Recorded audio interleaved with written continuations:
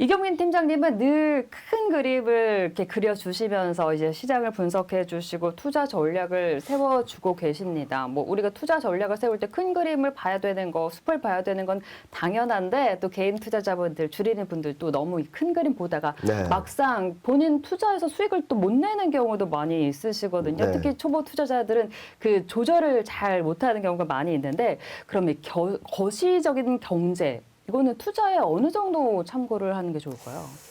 자, 이렇게 말씀드려야 될지 모르겠는데 일단 짚고 넘어야 될 부분들은 초보 투자자, 주식 투자를 처음 하시는 분들이 내 목표 수익률이 어느 정도인지를 먼저 설정하는 게 중요한 것 같아요. 내 목표 수익률이 많은 분들이 그렇게 얘기하세요. 얘 적금보다 한 두세 배, 뭐 9에서 10%면 최소 막 10%는 되지 않을까. 라고 네. 하시면은 시장 대응만 하셔도 충분합니다. 네, 그런데 여기서 어떤 사람들은 뭐 어떤 종목으로 뭐 30% 났대, 어떤 종목으로 50% 더블이 났대, 막 그런 네. 얘기를 듣다 보면은 종목에 대한 욕심이 생기시는 거죠. 그런데 초보 투자자분들은 기본적으로 주식시장에 무조건 뛰어들면 수익이 난다는 건 아니에요. 승자는 극히 적습니다. 그렇기 때문에 충분히 공부를 하셔야 될 것 같고, 만약에 공부가 어려우면은 앞서 또 말씀드렸던 것처럼 호흡이 맞는 투자 전문가들, 채널, 그리고 방송 이런 부분들을 자기와 투자 스타일이 맞는 사람들을 좀 찾아가는 게 맞지 않을까라는 생각을 하는 거고요. 자, 그러면은 종목 투자하시는 게 좋을까? 또는 거시적인 흐름을 보는 게 좋을까?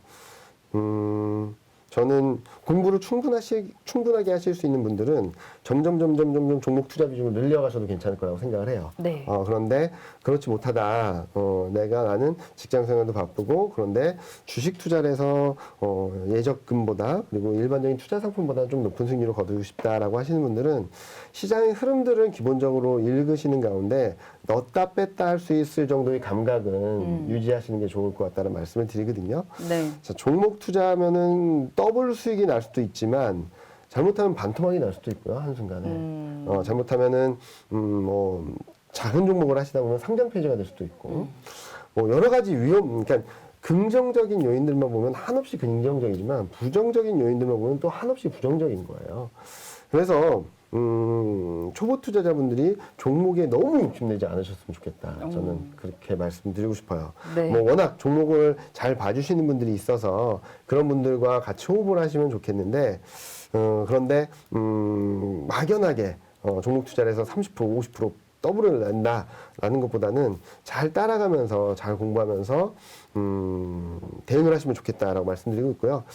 여기서 팁 하나를 드리면 네. 제가 다른 방송에서도 가끔 말씀을 드리긴 했는데 솔직히 재무제표를 다 하나하나 분석하면서 투자하기는 어렵잖아요. 개인 투자자들한테 좀 어렵죠. 네, 그리고 그런 것들은 많은 전문가들이 읽어주세요. 많이 해석을 해주시고 네.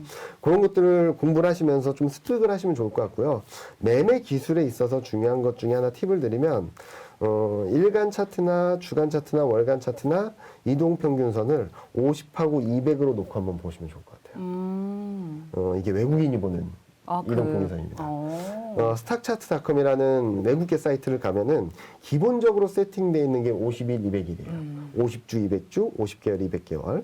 그리고 또 하나는 외국 언론들을 특히 미국 쪽 언론들을 보면은 골든 크로스, 데드 크로스 를 말하는데 전부 다 50일, 200일 가지고 얘기합니다. 우리나라처럼 5일, 20일, 60일, 120일 가지고 말하는 나라는 없어요. 네. 그래서 내가 사는 종목이 이렇게 주가가 가고 50일이 가고 200일이 간다면 크게 걱정 안 하셔도 돼요. 네. 그런데 만약 이렇게 잘 가던 종목이 갑자기 50일을 깨버렸다. 그럼 좀 조심해야 되는 거죠.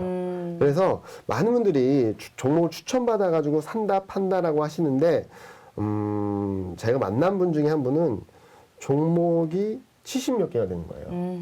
백화점이네요, 진짜. 네. 근데 왜 안 파셨냐 그랬더니 경제방송이나 있는 데 봤을 때 다 사려고만 하지 팔라는 시점을 말 안 해줘서 그냥 들고 있다라고 하시는 거예요. 대부분 말해 주실 텐데 목표 주가를. 목표 주가 말씀드리는데 매도 타임을 놓치니까 플러스 30% 났던 게 어느 순간에 마이너스가 나니까 팔질 못하겠다는 거예요. 그래서 묵혀놓고.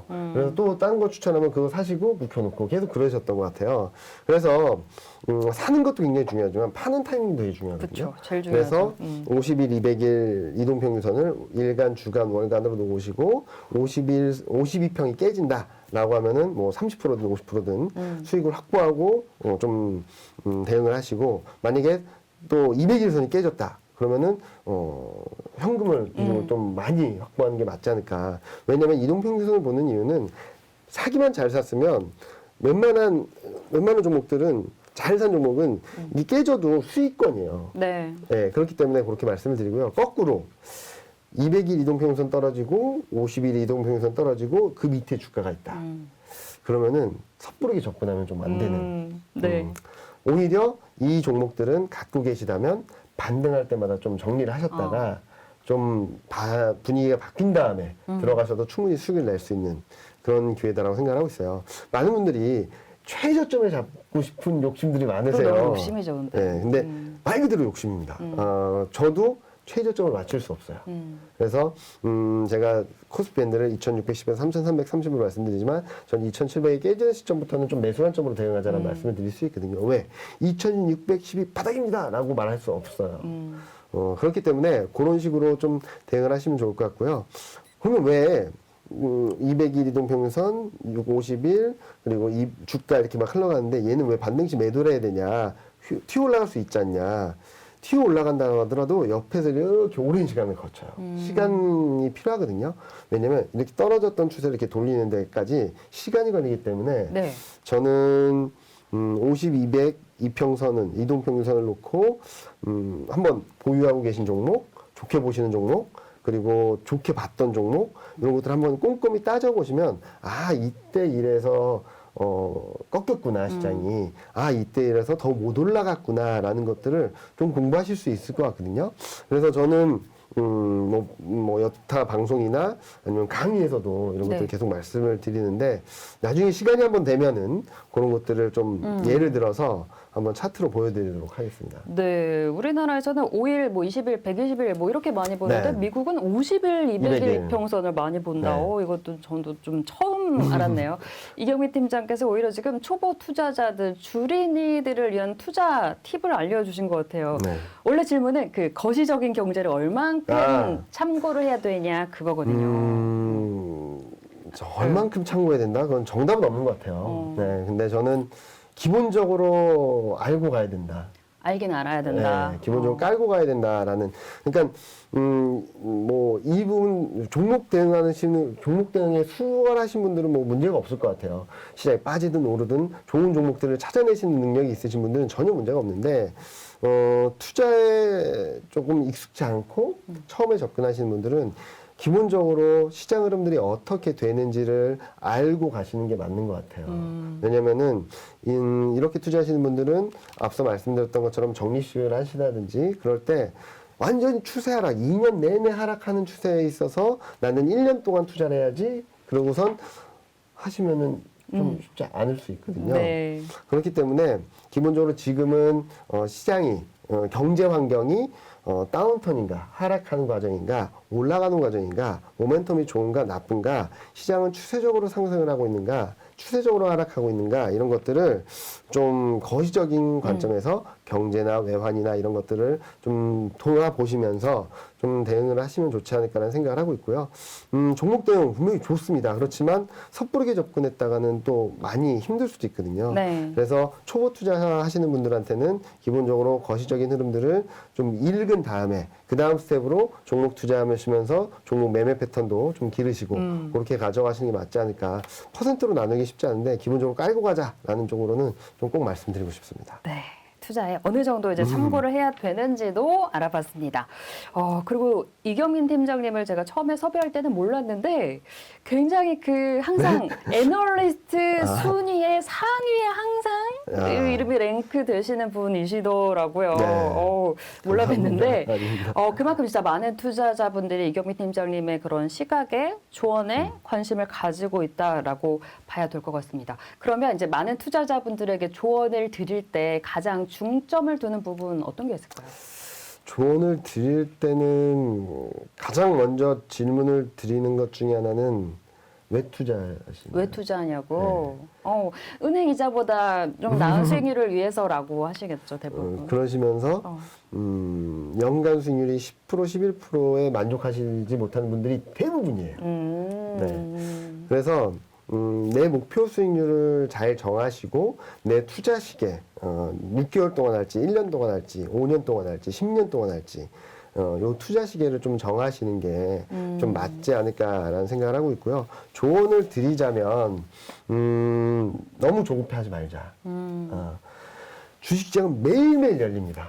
그렇죠. 매일매일 열려요. 내 주식 비중이 항상 100%일 이유는 없어요. 그리고 현금도 어떻게 보면 투자 수단이 될 수 있습니다. 현금을 어느 정도 있어야지 기회가 왔을 때 또 대응을 할 수 있거든요. 현금도 종목이다. 네.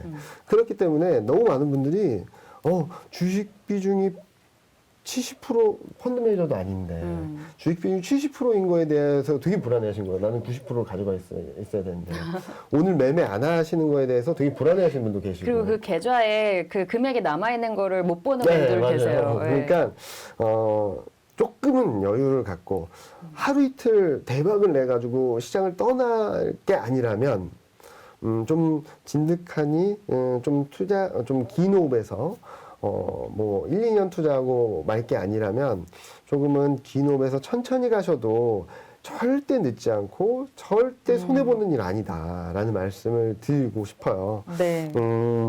워낙 많은 개인 투자자분들이 많이 주식시장으로 유입되셨고 들어오셨고 뛰어드셨는데 2020년과 같은 그런 급등 장세는 10년에 한 번 올까 말까 한 장세예요.